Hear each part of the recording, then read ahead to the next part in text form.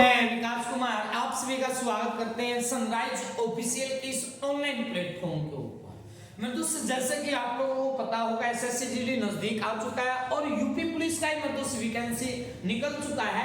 तो आज के उसी अध्ययन को उसी विषय को देखते हुए आज मैं एक टॉपिक लेकर के चलता हूं और उस टॉपिक के अंदर जो आता है ना, उस टॉपिक के अंदर मैं दोस्तों एक शब्द आता है, उस चीज का जो नाम पड़ता है उसका नाम पड़ता है आर्यों का नाम पड़ता है। आपने नाम सुना होगा, आर्यों के बारे में सुना होगा और कई बातें निकल करके आएंगी और यहाँ से आज देखते हैं कि मैं दोस्तों क्या क्या बात निकल करके आती है और क्या क्या बात ना निकल करके आती है। सबसे पहली लाइन के अंदर जो सबसे पहला क्वेश्चन लेकर के चलते हैं कि इन आर्यों की जो भाषा पड़ती है, तो यहाँ से मैं दोस्त में सबसे पहला क्वेश्चन ये लेकर के चला हूं। क्या क्वेश्चन आता है कि इन आर्यों की जो भाषा पड़ती है, तो यहाँ से आर्यों की जो भाषा पड़ती है, इनकी भाषा कैसी थी, ये कैसी भाषा बोलते थे, कैसी भाषा ना बोलते थे, तो इनकी जो भाषा जो पड़ती है ना, इनकी भाषा में दोस्त कैसी पड़ा आपको याद रखना है कि आर्यों की भाषा में दोस्त कैसी भाषा थी, संस्कृत भाषा थी। और इनकी जो लिपि पड़ती है, एक तो मैंने तुम्हें बताया है पहला क्वेश्चन जो बताकर चले हैं कि आर्य की जो भाषा थी, इन आर्य की भाषा के नाम पड़ा कि आर्य की भाषा संस्कृत भाषा थी। लेकिन एग्जाम में मुंह पूछ ले कि इन आर्यों की जो लिपि पड़ती है कि उसे लिपि का नाम क्या पड़ता है, क्या नाम पड़ता है, तो इन आर्यों की जो लिपि पड़ती है उसका नाम पड़ता है उससे क्या, ब्राह्मी लिपि। तो यहाँ दो बात लिखवाई है। सबसे पहली बात मैंने क्या लिखवाई है कि आर्य की जो भाषा थी ना, कि मतलब किस भाषा में ये बात करया करते, किस में ना करया करते, तो अब भाषा कौन सी पड़ा है, संस्कृत पड़ा है, और इनकी लिपि कौन सी पड़ा है, उस लिपि का नाम पड़ता है दोस्त कौन सी, ब्राह्मी लिपि पड़ता है। इसके बाद जो क्वेश्चन आता है यहाँ से क्या पूछा जाता है कि इस एक क्वेश्चन आपने एक बात सुना होगा, एक काल का नाम सुना होगा और उस काल का नाम पड़ता है दोस्त क्या, वैदिक काल। तो यहाँ पे एक बात सुनी होगी, एक काल का नाम सुना होगा वैदिक काल। इस वैदिक काल की जो शुरुआत किया था, तो यहाँ पे इस बात में भी याद रख लियो रे, इसे वैदिक काल की जो शुरुआत करी थी ना, इस वैदिक काल की शुरुआत किन के द्वारा करी गई थी, तो इसे वैदिक काल की शुरुआत भी किन के द्वारा की गई थी, आर्यों के द्वारा किया गया था। तो यह क्या बात याद रखनी है कि इस वैदिक काल की शुरुआत किन के द्वारा की गई थी, आर्यों के द्वारा किया गया था। या तो आर्य ने किसकी शुरुआत कर दी, इस वैदिक काल की शुरुआत कर दी, या इसके स्थान पर आपको क्या याद रखना है कि इसकी शुरुआत जो किया गया ना, वो शुरुआत किनके द्वारा किया गया था, कुलीन आर्यों के द्वारा किया गया था। आर्य मिले या इस आर्य शब्द के आगे कुलीन शब्द मिले, बात एक ही है कि मतलब वैदिक काल जो वेद जो आए उनकी जो शुरुआत करी थी किन के द्वारा की गई थी, कुलीन आर्यों के द्वारा की गई थी। मतलब क्या है इस कुलीन का, इसका जो अर्थ निकलेगा, इसका अर्थ निकल कर क्या आता है दोस्त क्या, कि एक कुल के लोगों ने क्या किया था, इस वैदिक काल की दोस्त क्या किया था, शुरुआत किया था। मतलब क्या कहा गया इसमें कि वैदिक काल की जो शुरुआत करी ना, वो कुलीन आर्यों के द्वारा या खाली आर्यों के द्वारा की गई थी। और इस कुलीन आर्य का जो मतलब होता है, मतलब क्या होता है, एक कुल होता है। 3 ने 4 क्वेश्चन बताए हैं, भाषा कौन सी, संस्कृत थी, लिपि कौन सी थी, ब्राह्मी थी, वैदिक काल की शुरुआत किन के द्वारा की गई थी, आर्यों के द्वारा किया गया था। इसके बाद जो क्वेश्चन लेकर के चलते हैं, यहाँ से क्वेश्चन ये निकल करके आता है कि आर्यों का जो मुख्य व्यवसाय पड़ता है। आपको यहाँ से ये बात और याद रखना है कि जो आर्य जो थे ना, इन आर्यों का जो मुख्य व्यवसाय निकलता है, तो यहाँ से एक बात और याद रखनी है, यहाँ से याद रखने की मैं दोस्त क्या याद रखना है कि आर्य जो थे ना, इनका जो मुख्य व्यवसाय जो था, वो व्यवसाय क्या था, ये कार्य क्या करते थे, प्रतिदिन की जो दिनचर्या जो होती थी, वो किस चीज के ऊपर विश्वास करते थे। एक तो मैंने आप लोगों को बताया था, ये पशु पक्षियों के ऊपर ज्यादा निर्भर रहते थे। तो चरवाहे जो होते हैं ना, चरवाहा जो होता है, तो याद रखना इनका जो प्रमुख व्यवसाय जो होता था ना, चरवाहा जो होता है वो चरवाहा होता था, मतलब पशु पक्षियों के ऊपर ज्यादा निर्भर करते थे। तो आर्यों का जो प्रमुख व्यवसाय जो था वो दोस्त क्या था, ये आर्य जो थे ना ये चरवाहे माने जाते हैं। इसके बाद क्वेश्चन आता है, यहाँ से ये क्वेश्चन पूछा जाता है कि आर्य जो थे मतलब वो कहां से आए थे, कहां पर बसे थे, कहां पर ना बसे थे, तो उसके बारे में मैं बात बताने वाला हूं। इसके बाद जो आपको याद रखना है, यहां से एक बात और याद रखना है, वो आती है क्या कि आर्य भारत के अंदर किस दर्रे को पार करके आए थे। ये क्वेश्चन भी इंपॉर्टेंट है कि आर्य जो है ना वो भारत के अंदर किस दर्रे को पार करके आए थे। तो दर्रा जो पड़ा है ना, जो साहब ने दर्रा पार किया था, उस दर्रे का नाम पड़ता है दोस्त क्या, उसका नाम पड़ा खैबर का दर्रा। जो खैबर का जो दर्रा जो पड़ता है ना, ये खैबर का दर्रा कहां पर पड़ता है, ये दर्रा पड़ा जो ना वो पड़ता है अफगानिस्तान और पाकिस्तान की सीमा पर पड़ता है। तो ये अफगानिस्तान हो गया और दूसरा मध्यस्थी क्या हो गया, पाकिस्तान हो गया।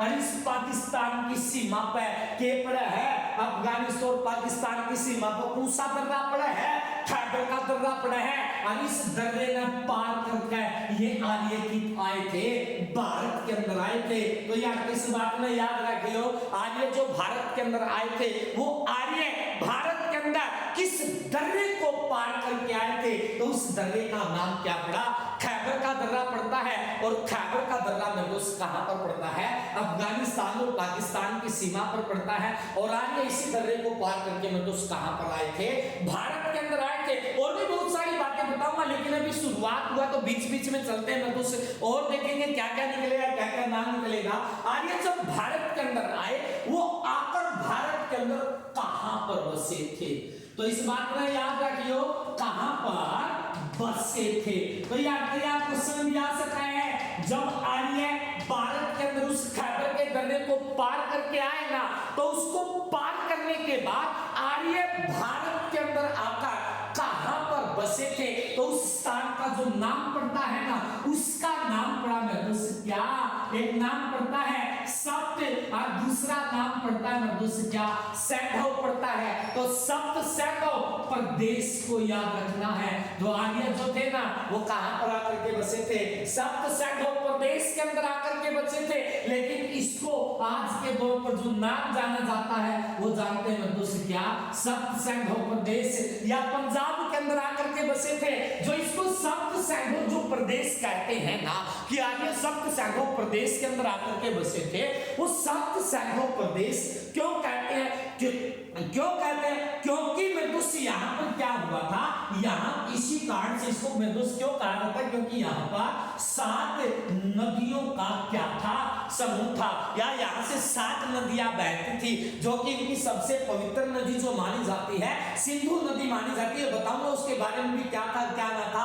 आर्य जो कि मतलब सप्त सैंधव प्रदेश के अंदर आकर के बसे थे। सप्त सैंधव क्यों कहते थे, क्योंकि यहाँ पर 7 नदियां बहती थी, जो कि वर्तमान में मधुस क्या था, पंजाब पंचमपुर, वहां पर मधुस 5 धर्मों के नाम पर वो अलग बात निकलेगी। तो यहाँ से जो बात निकलती है, जो आर्य सप्त सैंधव प्रदेश के अंदर आए ना, जो कि पंजाब के अंदर पड़ता है, लेकिन यहाँ से एक बात और पूछी जाती है एग्जाम के अंदर कि आर्य किस नदी के किनारे आकर के बसे थे।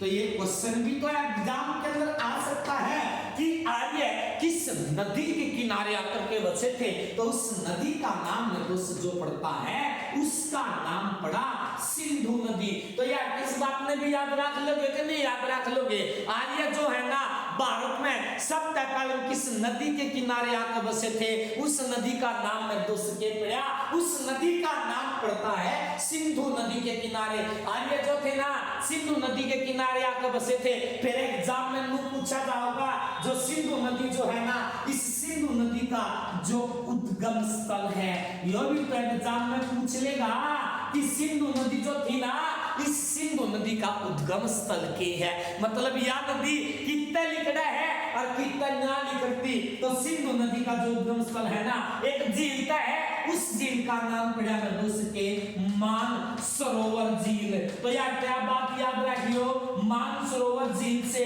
कौन सी नदी निकलती है? तो मानसरोवर झील जो है ना, इस नदी का उद्गम स्थल में दोस्त कहां से होता है? इसका नदी का, इस सिंधु नदी का उद्गम स्थल मानसरोवर झील से है। और जो मानसरोवर झील जो है ना, ये कहां पर पड़ती है? तिब्बत के अंदर पड़ती है। और तिब्बत कहां पर पड़ता है? चीन के अंदर पड़ता है। तो यार है ना, तीन नदी निकले हैं। पहली कौन सी आई? सिंधु।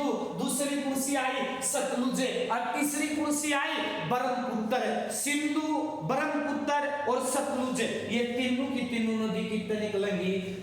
मानसरोवर झील से निकलेंगे। और मानसरोवर झील कहां पर पड़ती है? तिब्बत के अंदर। और तिब्बत में दोस्त कहां पर पड़ा?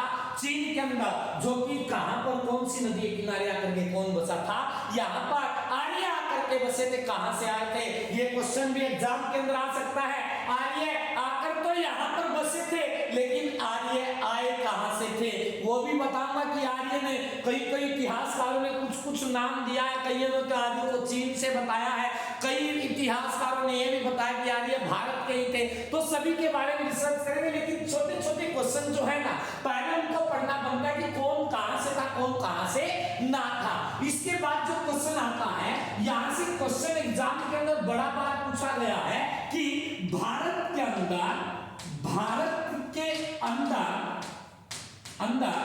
जो आर्य समाज की, भारत के अंदर जो आर्य समाज की स्थापना हुआ था। तो यहां से ये क्वेश्चन भी एग्जाम के अंदर बन सकता है। बड़ा इंपॉर्टेंट क्वेश्चन है कि भारत के अंदर जो आर्य समाज की स्थापना हुआ ना, इसकी स्थापना कब हुआ था, कहां पर हुआ था, किसने किया था? ये तीन क्वेश्चन आपको याद रखने हैं कि भारत के अंदर जो आर्य समाज की स्थापना हुआ ना, इसकी स्थापना हुआ ना दोस्त कब हुआ? सन 1875 के अंदर हुआ। तो यार क्या बात याद रखियो, भारत के अंदर आर्य समाज की स्थापना कब हुई थी? तो यार क्या बात याद रख लो भाई, कि आर्य समाज की स्थापना जो हुई ना 1875 के अंदर हुआ था। और जो 1875 के अंदर इस आर्य समाज की स्थापना हुआ ना, इसकी स्थापना हुआ था दोस्त कहां पर? मुंबई के अंदर। तो यार इस बात में याद रखियो, तो मुंबई या बंबई के अंदर में दोस्त क्या हुआ था? आर्य समाज की स्थापना हुआ था। और इस आर्य समाज की जो स्थापना किया वो किसके द्वारा किया गया था? वो किया गया था स्वामी दयानंद सरस्वती के द्वारा। तो यार इस बात में याद रखियो, स्वामी दयानंद सरस्वती ने किसकी स्थापना किया था? आर्य समाज की स्थापना किया था। और स्वामी दयानंद सरस्वती ने जो आर्य समाज की स्थापना किया ना, वो कहां पर? मुंबई के अंदर। कब किया?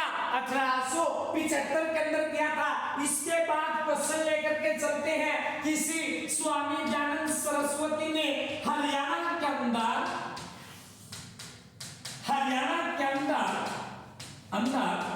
जो आर्य समाज की स्थापना किया था, आर्य समाज की स्थापना किया था। तो यार क्या बात भी याद रखनी है, हरियाणा के अंदर जो आर्य समाज की स्थापना किया था ना, वो हरियाणा के अंदर आर्य समाज की स्थापना कब हुआ? सन 1880 के अंदर हुआ था। और 1880 के अंदर जो आर्य समाज की स्थापना किया ना, वो भी किसके द्वारा किया गया था? वो याद रखना, स्वामी दयानंद सरस्वती के द्वारा। तो स्वामी दयानंद सरस्वती जो थे ना, इस स्वामी दयानंद सरस्वती ने भारत में 1875 के अंदर आर्य समाज की स्थापना मुंबई के अंदर किया था। और हरियाणा के अंदर जो आर्य समाज की स्थापना किया वो कब किया? 1880 के अंदर किया था। इसके बाद जो 1880 में हरियाणा के अंदर आर्य समाज की स्थापना करी ना, यह समाज की स्थापना करी थी मेरे दोस्त किंग है रेवाड़ी के अंदर। तो यह बात भी याद रखनी है। सबका पहले कौन से जिले में आर्य समाज की स्थापना हुई थी? तो सबका पहले जो जिला निकल का होगा ना, रेवाड़ी जिला निकल का होगा। इसके बाद जो आपको याद रखना है, और जब रेवाड़ी जिले में 1880 पहुंचा ना, आर्य समाज की स्थापना करने तक पहले इस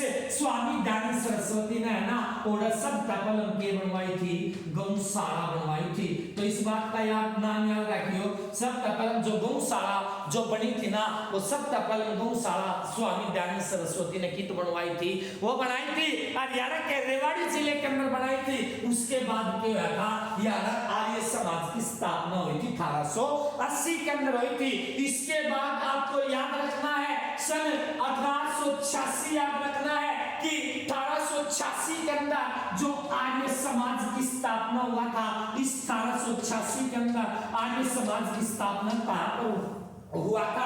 तो इसकी स्थापना कहां पर हुआ था? हरियाणा के हिसार जिले के अंदर हुआ था। और हिसार जिले के अंदर जो आर्य समाज की स्थापना किया ना, वो क्या था? लाला लाजपत राय के द्वारा। तो यार क्या बात याद रखियो, लाला लाजपत राय ने हरियाणा के हिसार जिले के अंदर किसकी स्थापना किया था? आर्य समाज की स्थापना किया था। कब किया था? 1886 के अंदर किया था। अब मैं जो नाम लेकर के चलने वाला हूं, अब मैं वो नाम लेकर के चलूंगा, उन इतिहासकारों के नाम लेकर के चलूंगा जिन लोगों के द्वारा ये बताया जाता कि आर्य वहां से आए थे, आर्य वहां से आए थे। तो आर्यों के बारे में कुछ महत्वपूर्ण बातें हेडिंग बना लेना। वो हेडिंग क्या बनानी है कि आर्यों के बारे में कुछ महत्वपूर्ण बातें निकल करके आती हैं। सबसे पहली बात क्या आती है? मैंने एक नाम लिखा, वो लिख दिया भाई दयानंद सरस्वती का। ये लो भाई, मैंने एक नाम लिख दिया, दयानंद सरस्वती का नाम लिख दिया। इस स्वामी दयानंद सरस्वती ने, इसके किताब थी, उस किताब का नाम पड़ता है सत्यार्थ प्रकाश। नाम सुना होगा, स्वामी दयानंद सरस्वती जो था ना, इसके किताब थी, उसका नाम पड़ता है सत्यार्थ प्रकाश पड़ता है। और इस सत्यार्थ प्रकाश के अंदर यह बताया गया है कि आर्य जो थे ना, वो आर्य कहां के निवासी थे? तिब्बत के निवासी थे। और तिब्बत की पड़े चीन में पड़े। तो इस बात को याद रखियो, या करने के क्या है? स्वामी दयानंद सरस्वती के अनुसार, स्वामी दयानंद सरस्वती के अनुसार यह बताया गया है कि आर्य कहां के निवासी थे?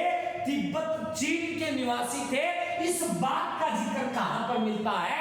स्वामी दयानंद सरस्वती की किताब सत्यार्थ प्रकाश के अंदर मिलता है। बात क्लियर हुआ कि ना हुआ? तो यहां से इस बात को याद रखना है कि सत्यार्थ प्रकाश के अंदर यह बताया गया कि आर्य जो थे ना, वो कहां के निवासी थे? वो आर्य चीन के निवासी थे। इसके बाद एक तो स्वामी दयानंद सरस्वती निकला, कई इतिहासकार निकलेंगे। एक दूसरा नाम आपको याद रखना है, नाम पड़ता है बाल गंगाधर तिलक। तो याद रखियो, बाल गंगाधर तिलक के अनुसार यह बताया गया है कि आर्य जो थे ना, वो कहां के निवासी थे? आर्य ध्रुवी प्रदेश के निवासी थे। तो यार भी बात याद रख लियो, आर्य जो थे ना, वो किसके निवासी थे? आर्य ध्रुवी प्रदेश के निवासी थे। जहां पर आपने सागर का नाम सुना होगा, उसका नाम पड़ा है आर्कटिक सागर। तो जो आर्य जो थे ना, वो ध्रुवी प्रदेश से आर्कटिक सागर की तरफ जाओ, वहां के निवासी थे। तो यह बात किसके द्वारा कहा गया है? वो कहा गया है बाल गंगाधर तिलक के द्वारा। एग्जाम में आओगी कि आर्यों को ध्रुवी प्रदेश का किसने बताया था? बाल गंगाधर तिलक ने बताया था। आर्यों को तिब्बत चीन का किसने बताया था? तो स्वामी दयानंद सरस्वती ने बताया था। इस बात का जिक्र कहां से मिला? तिब्बत चीन से मिला। इसके बाद सबसे ज्यादा क्वेश्चन जो एग्जाम के अंदर आता है, ये आता है, उसका नाम पड़ता है मैक्स मूलर पड़ता है। मूली लिख ले, मैक्स मूलर लिख लियो। मैक्स मूलर के अनुसार यह बताया गया है कि जो आर्य जो थे ना, वो आर्य कहां के निवासी थे? इस मैक्स मूलर के अनुसार यह बताया गया है आर्य कहां के निवासी थे? आर्य मध्य एशिया के निवासी थे। तो यह बात याद रखियो, आर्य जो थे ना, मध्य एशिया का आए थे। और वास्तविकता में दोषी यही मानी गई है। आर्य जो कहां के निवासी माने गए हैं? मध्य एशिया के। तो यह बात किसके अनुसार कहा गया है? मैक्स मूलर के अनुसार कहा गया है। इसके बाद लिखना है विलियम जोन्स के अनुसार। इसके बाद एक व्यक्ति और आऊंगा, उसका नाम के पड़ा, उसका नाम पड़ा विलियम के पड़ता है, जोन्स पड़ता है। इस विलियम जोन्स के अनुसार यह बताया गया है कि आर्य यूरोप के निवासी थे। आर्य कहां के निवासी थे? आर्य निवासी थे कहां के? आपको याद रखना है, यूरोप के निवासी थे। अलग अलग बात बता दी। कईया ने इसको तिब्बत का कहा, कैया ने इसको कितो का कहा, कैया ने मध्य एशिया का कह दिया और कैया ने के कह दिया यूरोप का। तो यह बात याद रख लोगे, आर्यों को यूरोप का किसने कहा था? वो कहा था विलियम जोन्स ने। आर्यों को मध्य एशिया का किसने कहा था? आपको याद रखना है, मैक्स मूलर ने कहा था। इसके बाद लिखना है पेन का और हेक्ट लिखना है। दो व्यक्ति और थे, एक का नाम पड़ा पेन का व दूसरे का नाम पड़ता है हेक्ट पड़ता है। तो यह बात हो रही हो, पेन का और हेक्ट के अनुसार यह बताया गया है कि आर्य जर्मनी के निवासी थे। इन दोनों के अनुसार नू बताया गया है आर्य किसके निवासी थे? आर्य जर्मनी के निवासी थे। मतलब पेन का नाम का एक व्यक्ति था, वह हेक्ट नाम का एक व्यक्ति था। इन दोनों ने नू बताया आर्य जो थे ना वो किसके निवासी थे? जर्मनी के निवासी थे। और यूरोप के निवासी किसने बताया था? विलियम जोन्स ने। और मध्य एशिया के किसने बताया था? मैक्स मूलर ने बताया था। इसके बाद याद रखना है भगवान दास। यह बात और याद रख लियो, भगवान और भगवान के पीछे के लगाना है, दास लगाना है। इसे भगवान दास के अनुसार यह बताया गया है कि आर्य कहां के निवासी थे? इसने खागड़ ने मुझे कहा दी आर्य जो थे ना वो भारत के निवासी थे। इस भगवान दास के अनुसार यह बताया गया है कि आर्य कहां के निवासी माने गए हैं? आर्य माने गए हैं दोस्त कहां के निवासी? भारत के निवासी माने गए हैं। इसके बाद एक व्यक्ति आता है, उसका नाम पड़ता है गोल्डन चाइल्ड पड़ता है। वो याद नाम याद रखना है दोस्त, क्या गोल्डन चाइल्ड नाम का एक व्यक्ति था। उस गोल्डन चाइल्ड नाम के व्यक्ति ने यह बताया था जो आर्य जो थे ना वो आर्य कहां के निवासी थे?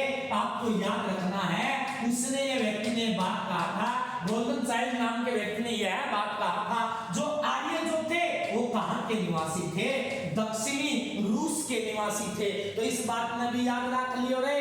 और वह बात के याद रखनी है, आर्य जो थे ना वो किसके निवासी थे? वो इसने कह गई थी, गोल्डन चाइल्ड ने कोई थी, आर्य दक्षिणी रूस के निवासी थे।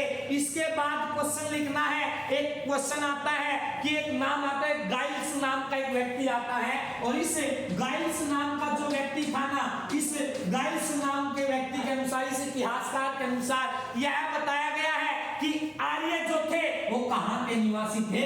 हंगरी के निवासी थे। तो यह बात याद रखियो, इस गाइड्स के अनुसार यह बताया गया कि आर्य कहां के निवासी थे? हंगरी के निवासी थे।